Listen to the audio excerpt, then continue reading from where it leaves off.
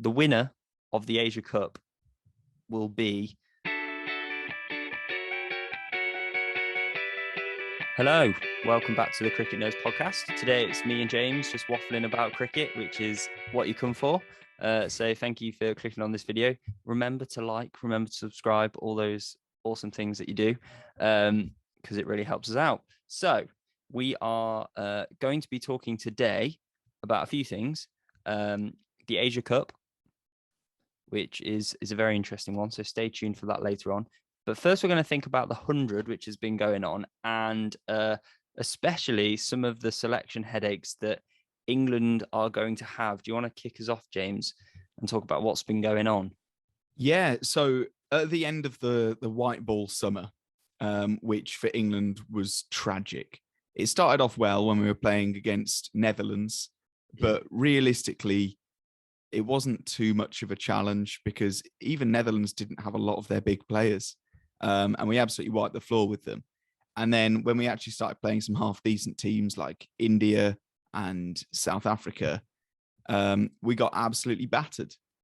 And it's raised a lot of questions. And Matthew Mott, who is the new white ball coach, kind of put the appeal out to all budding English white ball players, which is basically all of English cricket, and said, look, there are places that are available in this squad. You know, he kind of made it clear that he's not going to be Chris Silverwood. He's not going to be all happy clappy. You can retain your spot no matter what. There is going to be some element of ruthlessness to his rule, and there are spots available, and one of those spots is looking like it's going to be another opener, because Jos Buttler is the captain now, and he is so good that we're not gonna drop him in the foreseeable future. No. David Malan in the 100. If you haven't been following it, I can recommend you follow the 100 because it is actually very entertaining, even though it's really confusing if you have watched T20s before, because it's kind of made more accessible for those that have never watched cricket. And by doing that, it's so confusing to those that have.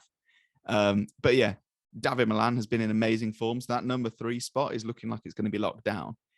Jason Roy has now had, I want to say, 3 ducks in a row in the 100. And before that, his form was pitiful. I think he was batting at a strike rate of like 80.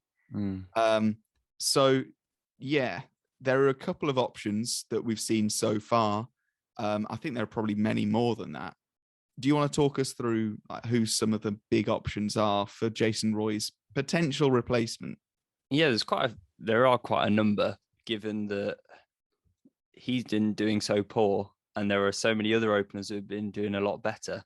And there are some people who can bat around the order who could potentially fill that spot. So Phil Salt, he's someone who can bat up the order, also in the middle order, and he's been doing okay for the Manchester Originals. But the 2 standouts really are Will Smeed, who hit the 100's first ever century, which was very impressive. He's a very good young batsman who hits the ball incredibly cleanly. There aren't many batsmen who hit it as clean as him. And then the other one is Will Jacks, who hit the second ever 100th century. He got 108 off not many balls. Like 48 balls, I think. Something ridiculous. And he's also been scoring runs. Like Will Smeed got his century, and that's his only good score, although we know he's talented. But Will Jacks, he scored another 82 runs during this tournament as well. He's hit a 50 as well. So he's in top form. He and David Malan are definitely the standout batsmen. And I think given Matthew Mott's kind of plea to the English batsmen to show themselves and say, I want to play for England, then he's definitely made his case made. But the other person who is a bit of an unusual one, but could likely get a recall, is Alex Hales. Now, the reason Alex Hales could do that is because he's been in good form for Notts and for the Trent Rockets. And he could get a place back because Owen Morgan is no longer the white ball captain. Matthew Motts is now the coach. So there's scope for him to return. And I think that's quite exciting, really. So I as someone who lives in Nottingham and likes Alex Hales, wants to see Alex Hales get picked. But at the moment, it's looking more like Will Jacks. But yeah, some interesting ones there. Yeah, I like Will Jacks as an option because I think he's somebody that could go down the order as well. You know, he's only young. I think he's 23, and he's somebody that can, like, he's been kind of eyed up for some of the Red Bull stuff as well. He's proper budding talent, and the thing I like most about him is that he's an all-rounder. Yeah, so he offers some more off spin, which I don't think any white ball team in the world at the moment is going to turn down all-rounders if they're that good at a specific discipline. So, like, imagine in the power play if Moeen Ali is like doing really well, like he's just going at 2 runs and over and he's taking some wickets in the power play, and you think, right, well, it's 2 left-handers on strike, let's have Will Jacks from the other end. That's quite an exciting prospect. Just the more options that they have, the better. Yeah, I think it's been very entertaining so far because we've had the context of there are options open for English players. And there are, we will also probably look out for some standout bowlers as well. Because I don't think that number 11 spot's locked down either. Reece Topley's been very good, but I don't know if he's absolutely secured it. And there is a 7 T20I series in Pakistan coming up. So there's tons of area for experimentation of a squad, and there's lots of opportunities for debuts there. So I just think that death bowling is a big thing for England because it's something that we have struggled with from time to time. And England have gone one of 2 ways. They've either gone for express pace bowling Yorkers, or they've gone for variations, slower balls, back of the hand stuff. And both experiments have kind of failed. The only one who I can think who's kind of consistently held the spot is Chris Jordan as the death bowler, and he bowls those Yorkers. And I think time after time, the Yorker is the most reliable strategy. You look at, what's he called it, playing for India? Arshdeep Singh, that's the one. Arshdeep Singh, yeah, he's showing how effective it is at the death to just bowl Yorkers. Jasprit Bumrah, another one. And I think that's what England will be looking at this 100 is are there people who can just bowl consistently at the death. So yeah, definitely the spots open, and we'll look to see how the 100 continues. So the Asia Cup, that's coming up. James, you had something interesting about Shakib Al Hasan for Bangladesh. Yes, I was quite entertained by the whole story behind him. So I've forgotten what the name is now, but he got like a sponsorship deal that he was pretty much, was all secured with a company that I think was called like Bet Winner News or something. Bear in mind that Shakib Al Hasan has been banned before for corruption and like match fixing. And it's illegal to gamble and do betting in Bangladesh. He was then kind of strongly discouraged from going forward with this sponsorship deal, which he then backed out of. And then Bangladesh, next thing you know, have made him the captain for the Asia Cup in the T20 thing. So that's quite a journey that Shakib Al Hasan's been on. I think that he is their best player because time after time he's proven himself to be hot-headed, corrupt, and probably just not a great person, but he's a good cricketer. And at the end of the day, that's what they need. So I think the only 2 squads that have, or the only 2 countries that have released their squads so far have been India and Bangladesh. I think it's India and Pakistan. Pakistan have released their squad. I feel like Bangladesh, if they have released a squad, it might have been yesterday. But I haven't seen a Bangladesh squad. But yeah, Pakistan have released theirs.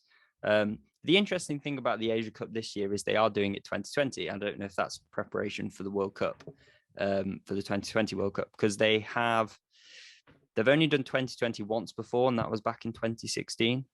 Now, it's a bit of an interesting one because Sri Lanka are the hosts, but they're playing in the UAE. Yes. So it doesn't really make much sense, which almost makes it Pakistan as the host because they played a lot of their cricket in the UAE over the last 10 years. Yeah. And also, we're going to see India versus Pakistan. We are. Which We're in the same is, group. is always a brilliant fixture. We always love it because there's some spice in that one. I think it's probably the most competitive fixture in world sport. And UAE seems to be just the neutral ground that everybody that fixture gets played at every time. But yeah, it will be a definitely interesting one. They're both in Pool A along with one qualifier who we don't have yet. It's either Hong Kong, Kuwait, Singapore, or the UAE. It'll be the other team. So it'll be a bit of a shame for the UAE to host it and not get picked, or actually Sri Lanka to host the UAE in their own country. Yeah. But there we go. So those are the 4 teams who are battling out. But realistically, no, I don't see any of those teams beating either Pakistan or India, especially given they're 2 of the best teams in the world. And then Pool B would be Sri Lanka, Bangladesh, and Afghanistan, which could be interesting. Afghanistan, given it's 2020, I see them having more of a chance of progressing through than if it was a one-day series, especially seeing how poorly Bangladesh played against Zimbabwe.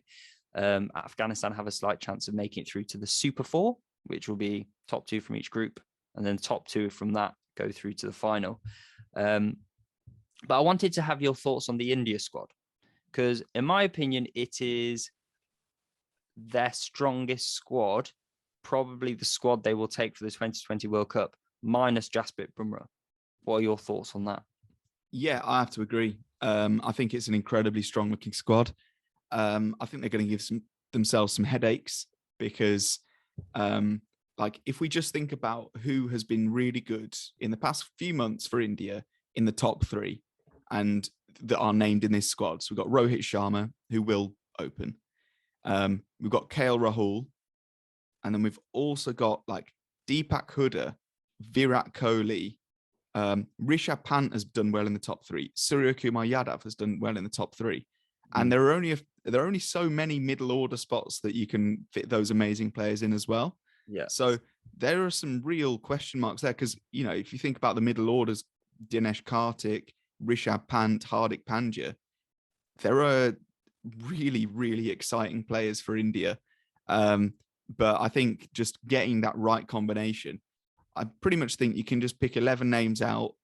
And if they stick with it, if they give them the consistency and the well-defined roles that India have been so good at giving their players, then I think India will win.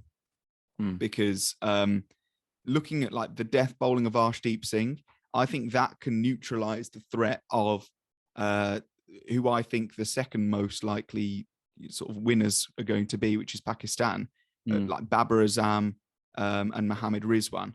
That partnership has been incredible recently. And I think someone like Arshdeep Singh just nailing those Yorkers, or Ravi Ashwin or Avesh Khan, they've got so many good options that I think, it could be a very exciting tournament, and it'd definitely be one to watch. Keep an eye on. Who's your money on? Just overall, who's going to win, Zach? I think in any tournament you can never write off Pakistan, because yes, they've got Babar Azam and Rizwan, who are very good, but they've also got Fakhar Zaman. He's a good top order player. Shaheen Shah Afridi, one of the best fast bowlers in the world. Haris Rauf, he's got a lot of 2020 experience around the world, especially in the Big Bash. So they've got some big players, some really good players. And also because we don't see Pakistan in the IPL, I think that's a big thing, because we don't see their best against the rest of the world's best, because that's the IPL is the biggest tournament, 2020 tournament in world cricket. So we don't see their best. However, when it comes to tournament cricket, they can do extraordinary things. So never write them off. And also Sri Lanka have a few star players in there. Can't write off Sri Lanka, especially Hasaranga de Silva if he gets picked. that could be a massive bonus to them. But yeah, the winner of the Asia Cup will be India, in my opinion. There it is. Yeah, although I think Pakistan and Sri Lanka can pose a bit of a threat, I still think India will lift the trophy. They've just got the strongest squad. It is cricket, and it's 2020, and it's in the UAE. It might be Kuwait. It could be Kuwait, because if they win the toss and chase, based on what we've seen in the recent times, that could be the difference. It could be Kuwait lifting that trophy, and we're all celebrating. So yeah, there are definitely exciting things there. I think just before we finish, there's one more thing I want to touch on. Go for it. Which is West Indies cricket. So they've just finished a series, kind of got battered by New Zealand. However, they won the last T20, which is a good sign. And I just want to talk a little bit about how I might have been wrong, because I've been slating Odean Smith for a while, ever since he started playing for Punjab. And when in the last time I said, I think it's time to drop Odean Smith for West Indies, he has since suddenly just bounced back and he's become the strike bowler. This latest match, he got 3 wickets, only going 7.25 and over. And those wickets were Glenn Phillips, Daryl Mitchell, and James Neesham. So it was very, very impressive bowling from him. And they skittled New Zealand out very early. And the standout player for me throughout all of this time with West Indies has been Brandon King. He's been absolutely brilliant. But I just want to say, or want to get your opinion on how are West Indies going to fare when they can't get their best side out because of kind of politics within their cricket board, between the cricket board and the players, all that sort of stuff. Can you see them doing well? Can you see this being kind of a real kind of crisis for West Indies? Well, we've seen it in the past when West Indies have their best players for the World Cups. They're top 2, top 3 team, and they have this fight inside of them to almost win because they want to prove to the board something. That's kind of what we've seen. But every other time they play cricket, they're probably 7th or 8th best in the world. They might have the odd performance, which is really good, but they're not stand out. Like, they've still got some of the biggest hitters in the world. They're always going to produce big hitters. They've got some okay bowlers. I think the bowling is where they struggle sometimes, although they've got some good bowlers coming through. However, they've not got that star quality that is causing those other players, the players with the star quality, to get picked up in the IPL and the leagues around the world, which are stopping them from playing for the West Indies. So, yeah, I don't think that the players that they've got are consistent enough to deliver for them and win the trophy. So I think that's where they're missing out. But yeah, definitely headaches. I think that's very good. Yeah. I think that's been the the theme of all 3 things that we've talked about. It's been there are just headaches. People aren't happy because they're just struggling with selection. So yeah, lots of interesting things to talk about. Thank you very much, Zach, for joining me. You're welcome. Thanks for joining me. Yeah. Thanks for watching, everybody. We really do appreciate all the support that we get. Please do subscribe. It helps us out a hell of a lot. Leave a like and comment down below. Give us your Cricket Nerds questions. We haven't had any for a while.